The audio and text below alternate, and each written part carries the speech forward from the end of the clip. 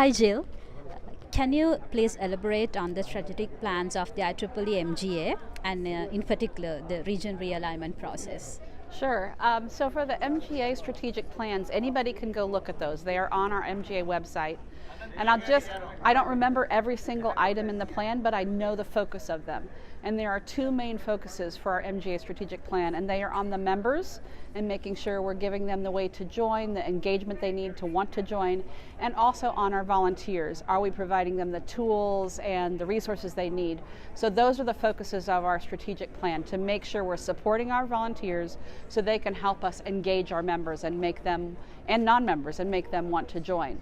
For the region realignment, I'm actually going to be giving a presentation at Sections Congress about region realignment, and that recording will be available later. But in a nutshell, the region realignment is about trying to make sure that the MGA board members are representative of our voting members around the world. And what has happened is that there's been a population shift of IEEE members from a start where it was almost entirely in the US, and then it started shrinking. And especially in 2013, we no longer had 50% of the IEEE population in the US. It has shrunk since then. So we're going through a region realignment process to give some more equitable distribution of the voting members being represented on the board through both new regions, which will be the ultimate goal in 2028, and through zone representatives. And what we're trying to also do is make sure that we have a process in place for the future. How do we decide when this needs to be done, and how do we give a process so that it can be done efficiently and effectively? Okay. What else can IEEE do to promote and support gender diversity within the engineering field?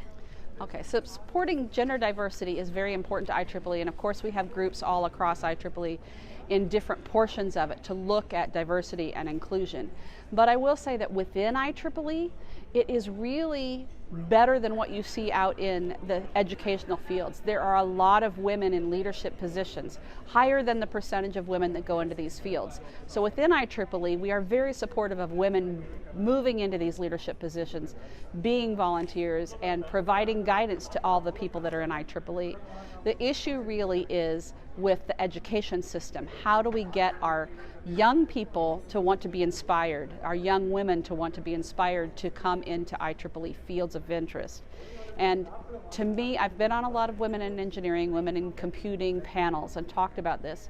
The problem stems from, well, one of the problems is that the women are not seeing the impact. The girls are not seeing the impact of being an engineer or being a mathematician or a physicist or a computer scientist. It's very clear to them if they go into the medical field that they can make an impact. But they're not seeing that they can come into our fields and make an impact, which of course is not true. We make impacts all over the world in all sorts of different applications, and we need to make that message clear and encourage them to join us to help change the world of the future, change the world now, and to just let them know that they have the ability. You know, a lot of times after a certain age, girls start thinking, I don't have the math ability, I don't have the engineering ability, but they do, and you see that early on, they just lose the confidence. So we have to find ways to help build their confidence, and IEEE can play a role in that. You know, we work with students through Try Engineering, through our summer schools.